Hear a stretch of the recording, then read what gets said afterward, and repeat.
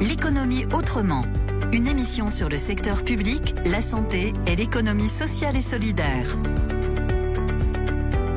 Bonjour à tous, bienvenue sur nos ondes pour cette nouvelle édition de l'économie autrement, consacrée aujourd'hui au logement social. Nous sommes le mardi 23 février 2021. Au micro, Perrine Lahaye. Cette émission, l'économie autrement, est le rendez-vous mensuel de Radio KPMG, destiné à décrypter les grands enjeux de la santé, du secteur public et de l'économie sociale et solidaire. La crise actuelle a renforcé les inégalités des Français face au logement. En effet, selon le rapport annuel sur le mal-logement, publié par la Fondation Abbé Pierre le 2 février 2021, plus de 14 millions de personnes vivent aujourd'hui dans une situation de fragilité par rapport au logement et 4 millions sont dans une situation d'extrême précarité. Dans cette édition, nous allons préciser avec nos invités les besoins les plus urgents en matière de logement social et voir comment les acteurs contribuent sur le terrain à mettre en œuvre ces impératifs. Au sommaire de cette édition, tout d'abord l'édito de Frédéric Céleste, associé KPMG, le grand angle ensuite avec Christophe Robert, délégué général de la Fondation Abbé Pierre, et Stéphane Bultel, directeur général de l'Office public de l'habitat de Rodez. Enfin le Zoom, où nous donnerons la parole à Guillaume Descourtis, trésorier des Scouts et Guides de France sur la décarbonisation. Mais tout de suite, l'édito de Frédéric Céleste, responsable national du secteur de l'habitat social au sein de KPMG. L'édito. Construire plus, mieux et moins cher pour s'adapter aux évolutions sociétales et à l'urgence climatique. Voici les enjeux du logement social de demain. En 2018, la loi Elan avait amorcé une réforme en profondeur du logement social en France, en obligeant les bailleurs sociaux gérant moins de 12 000 logements à se regrouper avant le 1er janvier 2021, sauf exception. Ainsi, plus de 1 bailleur sur 3 s'est engagé dans un rapprochement via une fusion ou une société de coordination. Dans ce contexte de restructuration et de pandémie, les acteurs du logement social ont fait preuve de résilience et d'adaptabilité. Résilience pour assurer la continuité des services rendus aux locataires avec un accompagnement social renforcé à travers des plateformes d'écoute téléphonique. Adaptabilité aussi pour transformer leur modèle stratégique et organisationnel. Cette transformation interne doit se poursuivre en intégrant les impératifs de production de logements dans un contexte de mutation sociétale et environnementale. Et pour cela, il faut construire plus. Pourtant, en 2020, selon la Banque des Territoires, la crise sanitaire a entraîné une baisse de production de logements sociaux de 20%. Cela représente 20 000 constructions et 25 000 réhabilitations en moins. L'accession sociale à la propriété est également en baisse de 30% pour les personnes physiques et pour les sociétés HLM. La crise actuelle a donc creusé les inégalités d'accès au logement et a aggravé la précarité des plus fragiles. Le rapport 2021 sur le mal-logement de la Fondation Abbé Pierre le confirme. Il faut construire mieux aussi, s'adapter aux nouveaux modes de vie, l'évolution de la cellule familiale avec la garde alternée et le maintien à domicile des personnes âgées impose aux acteurs d'innover dans le domaine architectural. Ils aménagent aussi des espaces adaptés au télétravail et à la digitalisation. Ils répondent aux désirs de nature chez les urbains, avec des terrasses et des jardins partagés. Alléger la quittance et améliorer le confort des locataires passe par des investissements significatifs en matière de construction et de réhabilitation thermique, avec en point de mire la neutralité carbone d'ici 2050 prévue par les accords de Paris. Le plan de relance, voté à l'automne 2020, y contribue en consacrant 500 millions d'euros à la rénovation thermique des logements sociaux parmi d'autres dispositifs institutionnels. Cela rejoint l'injonction de construire moins cher. Sachant que le secteur du logement social bénéficie d'un financement solide et peu coûteux à travers le livret A, il pourrait donc bien être un des moteurs de la relance de l'économie en France, tout comme après la crise financière de 2008. Autant de défis à relever par les acteurs publics, privés, associatifs du logement social que KPMG accompagne au quotidien et au plus près. Grand angle. Poursuivons maintenant cette émission avec le grand angle consacré au logement social. Comme déjà annoncé, nous avons convié Christophe Robert, délégué général de la Fondation Abbé Pierre, en charge de la coordination du rapport annuel sur l'état du mal-logement en France, et Stéphane Bultel, directeur général de l'OPH ou encore de l'Office public de l'habitat de Rodez.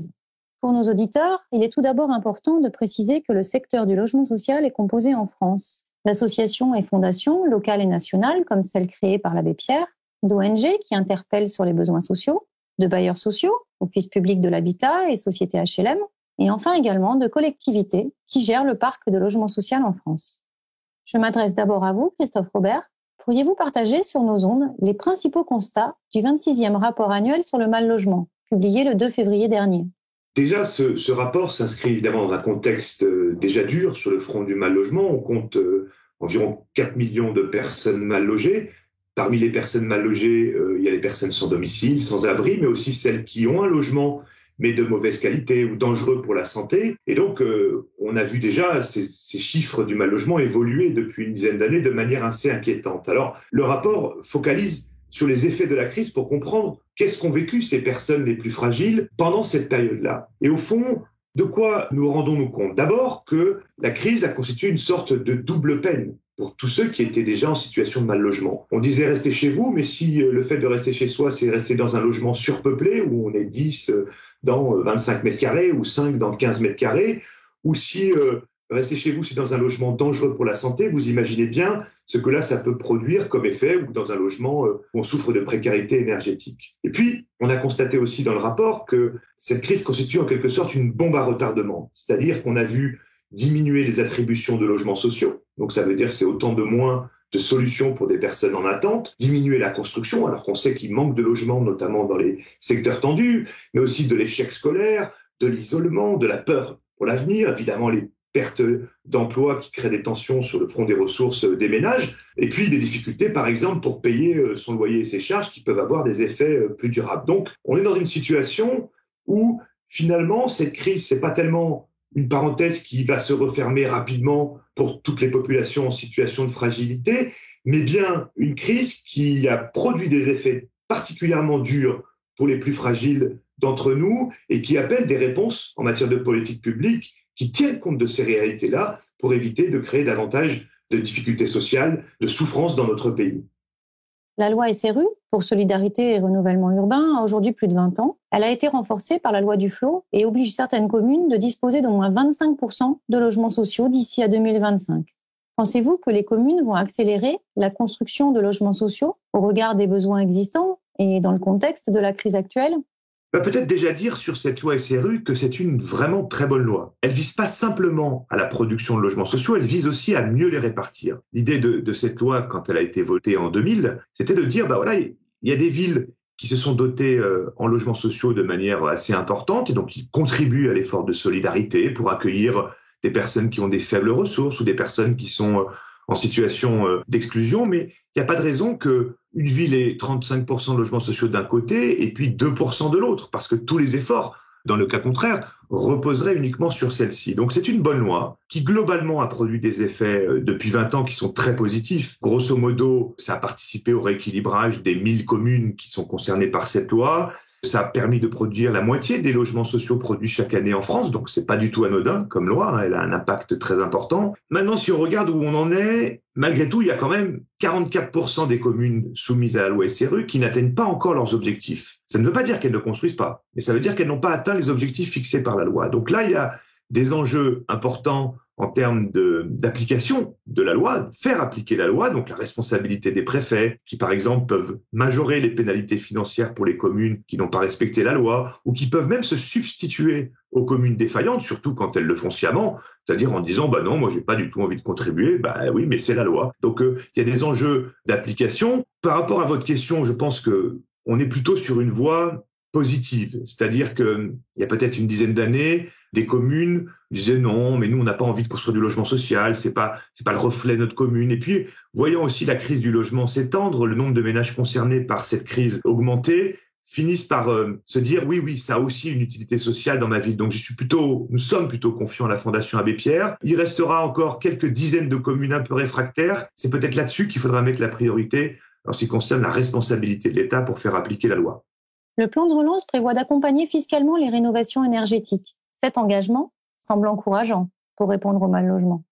La rénovation énergétique des logements, effectivement, a un enjeu majeur. Enjeu majeur parce que ça peut permettre de faire réduire la facture de charge des ménages les plus modestes notamment, mais j'allais dire l'ensemble des ménages. Il faut se rappeler aussi que le bâtiment est un des premiers émetteurs de gaz à effet de serre, donc il y a un enjeu écologique important, puis il y a un enjeu de développement économique parce que on a là un vivier de développement d'offres de logements importants sur tous les territoires. Donc c'est vraiment un sujet qui est très important socialement, écologiquement, économiquement. Il y a des points importants dans le plan de relance, effectivement, une augmentation par exemple de 2 milliards d'euros dédiés à la rénovation thermique des logements sur 2 ans. C'est plutôt positif, on sent quand même que la société évolue, que les responsables politiques évoluent en même temps que l'exigence de la société dans son ensemble. Nous avons à la Fondation Abbé Pierre malgré tout repéré 2 petits points sur lesquels il faudrait sans doute aller un peu plus loin. C'est s'assurer que les moyens mis à disposition pour soutenir la rénovation énergétique ciblent bien prioritairement les plus pauvres, les plus modestes et les plus pauvres, et prioritairement les passoires thermiques. Ce que je veux dire par là, c'est qu'il faut faire attention à ne pas faire du chiffre pour faire du chiffre, que ça ne constitue pas notamment des effets d'aubaine pour des populations qui auraient les moyens eux-mêmes de pouvoir réhabiliter leur logement, rénover leur logement, et on se satisfasse de voir augmenter le nombre de rénovations thermiques. Alors ce serait positif d'un point de vue écologique, mais moins d'un point de vue social et bon usage des finances publiques. Donc nous dirons que oui, il y a une bonne avancée dans ce domaine-là, mais il faudrait encore davantage prioriser les pires logements, donc les pires passoires thermiques, et aider prioritairement les plus pauvres, ceux qui rencontrent des difficultés pour financer finalement des travaux qui soient globalement performants et qui témoignent d'une réelle efficacité énergétique. Au regard du 26e rapport sur le mal-logement, quels sont les leviers qui vous paraissent les plus envisageables à court terme pour répondre à ces besoins sociaux fondamentaux ? Évidemment, il y en a beaucoup, mais commençons par la prévention. Il faut éviter que des personnes ne basculent, par exemple, dans le mal-logement, en évitant au maximum les expulsions locatives. Le nombre d'expulsions dans notre pays augmente année après année, et nous sommes dans cette période de crise confrontés à beaucoup de ménages qui rencontrent des difficultés pour payer leur loyer et leurs charges. Donc il faut absolument mettre en place des outils pour éviter qu'ils se trouvent en situation d'impayés et à terme d'expulsion locative. Nous pensons par exemple à la Fondation Abbé Pierre qu'il faut mettre en place un fonds d'aide au paiement des loyers et des charges. Et puis, deuxième volet, il faut soutenir les ménages. Les soutenir, ça veut dire, par exemple, rehausser le niveau des minima sociaux. Parce qu'on a pu nous rendre compte pendant cette crise à quel point 500 € quand on est au RSA, ça ne permet pas de vivre dans de bonnes conditions s'il n'y a plus de distribution alimentaire, s'il n'y a plus d'épicerie sociale, comme ça a été le cas pendant 2 mois où la voilure a été significativement réduite à travers ces aides sociales. Et puis, les trous dans la raquette aussi de la protection sociale. Je pense notamment aux jeunes de moins de 25 ans qui n'ont pas le droit au RSA, ce qui veut dire que lorsqu'ils se retrouvent en rupture familiale, donc ils ne peuvent pas avoir l'aide des parents, ils ont 0 € de ressources, ce qui est une catastrophe pour ces jeunes et pour leur avenir. Et puis, il faut d'autres registres de réponses, de politique publique, qui concernent des réponses plus structurelles. Construire davantage de logements sociaux, davantage là où on a besoin, construire davantage de logements tout court dans les secteurs tendus, peut-être aussi soutenir les ménages avec les APL de manière un peu plus durable, c'est une réponse aussi structurelle, et puis pouvoir aussi mieux maîtriser les marchés immobiliers. On a vu flamber les prix des loyers, flamber les prix des charges, flamber les prix de l'immobilier. Nous pensons que cette crise nous invite à repenser les besoins essentiels, par exemple le logement, et de s'interroger sur la manière dont on pourrait mieux encadrer un certain nombre de marchés économiques pour mieux répondre aux besoins sociaux de nos concitoyens, notamment les plus fragiles, mais j'en pense aussi aux salariés modestes. Merci à vous, Christophe Robert, pour votre état des lieux du mal-logement en France et cet aperçu des préconisations de la Fondation Abbé Pierre. Si l'état du mal-logement est toujours préoccupant en France, le logement social s'inscrit comme une solution. Comment cette solution est-elle mise en œuvre ? Nous allons y répondre avec Stéphane Bultel, directeur général de l'OPH Rodez Agglo Habitat.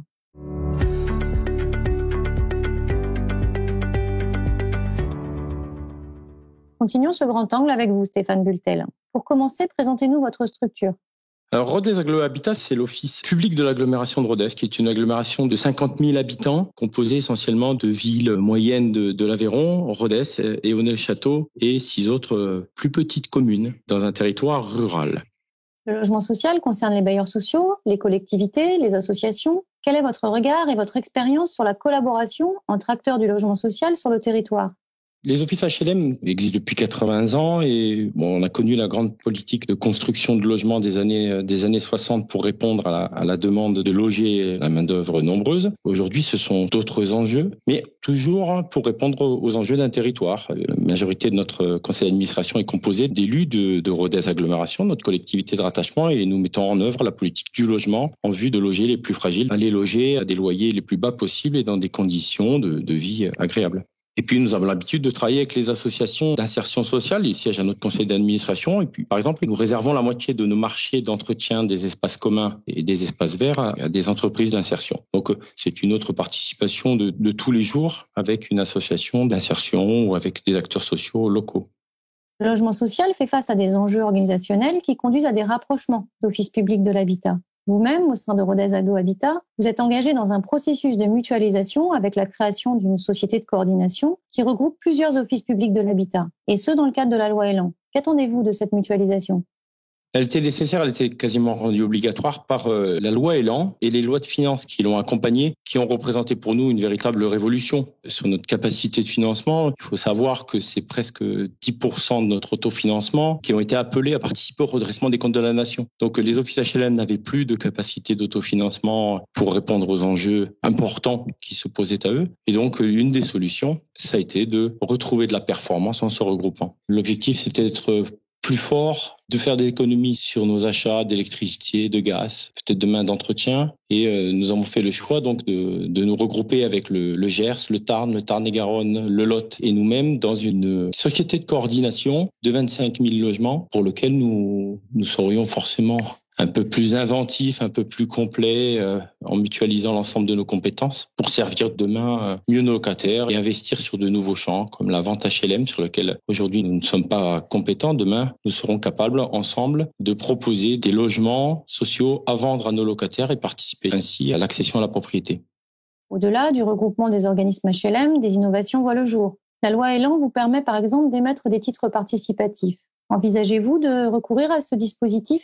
Oui, c'est une nouveauté qu'a apporté le législateur en juillet dernier. Il faut comprendre qu'un office HLM ne peut pas se recapitaliser. Il n'avait pas la possibilité d'appeler comme une société capitalistique des investissements financiers. Nous ne sommes pas adossés à un groupe national qui pourrait nous capitaliser. Donc en fait, ils nous ont donné la possibilité, ils ont ouvert la possibilité aux collectivités de rattachement de souscrire des titres participatifs. En gros, c'est la possibilité de nous apporter des fonds propres pour recapitaliser les offices HLM et leur permettre de répondre aux objectifs, notamment de production de logements neufs sur le territoire. Stéphane Bultel, pour faire écho aux propos de Christophe Robert de la Fondation Abbé Pierre sur les besoins de rénovation énergétique, quelles sont à ce jour vos obligations en tant qu'opérateur ? Nous répondons là aussi aux objectifs de notre collectivité de rattachement. Même si l'État avait fixé un grand objectif de réduction des gaz à effet de serre de 40% entre les années 90 et 2030, aujourd'hui notre collectivité de rattachement est beaucoup plus ambitieuse. Et en simplement 10 ans, nous avons la volonté de baisser l'émission de gaz à effet de serre de 40%, mais aussi de baisser considérablement nos consommations énergétiques de manière à faire en sorte qu'à côté de loyers bas, les locataires aient la possibilité aussi d'avoir des charges basses. Lorsqu'on sait que l'augmentation va être exponentielle des charges énergétiques, c'est d'une très très grande importance lorsqu'on fait la part du logement et des charges dans le budget des ménages et notamment des ménages les plus pauvres, de faire en sorte que dans les années à venir, ils ne soient pas touchés par une précarité énergétique croissante au vu des augmentations qui s'annoncent des coûts de l'énergie. Vos deux témoignages nous confortent dans l'idée que besoin en logement social et impératif climatique se rejoignent. On peut donc espérer des progrès dans ces deux domaines dans un avenir proche. Le Zoom. Sans transition, la dernière rubrique de l'émission, le Zoom. À notre micro aujourd'hui, Guillaume Descourtis, trésorier des Scouts et Guides de France. Les Scouts et Guides de France sont un mouvement catholique d'éducation populaire sous forme d'association reconnue d'utilité publique et qui a fêté ses 100 ans en 2020. Votre association s'est engagée dans une décarbonisation de ses actions. Qu'est-ce qui a motivé cette démarche ? Avant tout, les membres de l'association eux-mêmes qui, au niveau local, à travers les chefs et les jeunes, ont développé plusieurs initiatives pour réduire leur impact carbone dans leurs activités. Il y a eu tellement d'initiatives qu'effectivement le national s'en est emparé et a proposé 2 actions. La première, c'était de préparer un questionnaire proposé à l'ensemble des 88 000 membres de l'association Jeunes et Moins Jeunes pour obtenir et définir une vision de la décarbonisation au sein des Scouts et Guides de France. Et la seconde initiative, ça a été de s'entourer d'un cabinet externe pour réaliser un bilan carbone de l'association en travaillant sur les 4 domaines qui traversent nos activités, c'est-à-dire les déplacements, l'alimentation et les déchets, les équipements et l'énergie. L'ensemble de ces 2 étapes nous a pris 2 ans, mais elle a eu pour vocation de structurer et de poser les socles de la suite de notre méthode. Concrètement, comment les Scouts et Guides de France vont-ils mettre en œuvre cette décarbonisation ? Alors, les leviers pour atteindre cette décarbonisation, ils traversent les 4 thèmes de mesure. Le premier sur les déplacements, c'est évidemment promouvoir le covoiturage et des camps avec le plus de déplacements nature, c'est-à-dire à pied ou à vélo. Sur la partie des déchets, ont été développées des initiatives sous forme de challenge, comme par exemple utiliser 15 sacs poubelles pour un camp de 30 de jeunes sur 15 jours. Et puis, on a aussi développé des initiatives concernant la fabrication par soi-même des produits comme le liquide vaisselle et le savon. Enfin, ce sera ma dernière question. Comment allez-vous mesurer l'impact de vos actions ? Alors, pour mesurer nos impacts de nos actions, on a porté à l'Assemblée générale de 2020 une résolution qui s'appelle « Tout est lié », qui engage l'ensemble du mouvement à éduquer, agir et témoigner sur la conversion écologique et qui pose comme objectif à atteindre la réduction de notre bilan de carbone de 21,5% d'ici 2025. Donc, on est dans une phase aujourd'hui où, au-delà de l'expérimentation, on va poser au niveau de chaque échelon du mouvement des indicateurs de mesure simples, pertinents et exhaustifs pour obtenir annuellement une tendance sur nos réductions en matière d'impact carbone. L'objectif, c'est pas de faire un bilan carbone chaque année, mais de pouvoir mesurer notre tendance et de faire un bilan complet, cette fois en 2025.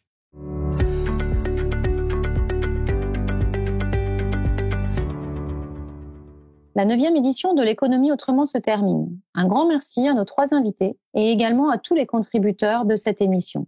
Pour aller plus loin sur le sujet du logement social, nous vous recommandons une lecture attentive du rapport de la Fondation Abbé Pierre sous sa forme détaillée ou synthétique, accessible sur le site de la Fondation, mais également dans notre application Radio KPMG, à télécharger sur l'App Store ou dans Google Play.